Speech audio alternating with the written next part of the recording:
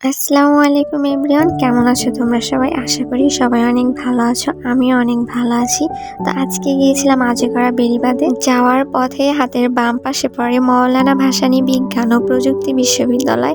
বিশাল area নিয়ে তৈরি করা হয়েছে এই বিশ্ববিদ্যালয়টি। আমি আগে কখনো এই বিশ্ববিদ্যালয়টির ভিতরে যাইনি, তবে যাওয়ার অনেক ইচ্ছে আছে।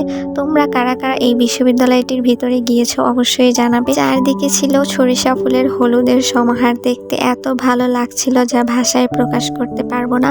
তো আমরা ধীরে ধীরে বাঁধের দিকে এগোচ্ছিলাম। শীতের দিনে এরকম নিরিবিলি পরিবেশে ঘুরতে অনেক ভালো লাগে।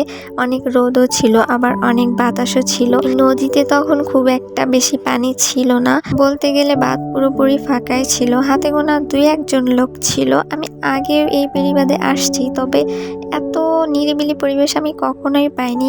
আর বাঁধের শেষ প্রান্তে তো আমি আজকে ফার্স্ট টাইম আসলাম। চারদিকে ঘুরে ঘুরে দেখছিলাম, আমার অনেক ভালো লাগছিল পরিবেশটা উপভোগ করতে। আসলে এরকম নিরিবিলি পরিবেশে আসলে যে কারো মন ভালো হয়ে যাবে। বাসা থেকে আমরা এখানে আসার উদ্দেশ্যে বের হই নাই, অন্য একটা প্লেসে যাওয়ার জন্য বের হয়েছিলাম। তবু এখানে একটু টাইম স্পেন্ড করে দেন আমরা আমাদের নেক্সট গন্তব্যে যাত্রা শুরু করলাম। তো সবাই ভালো থেকো, সুস্থ থেকো, আল্লাহ হাফেজ।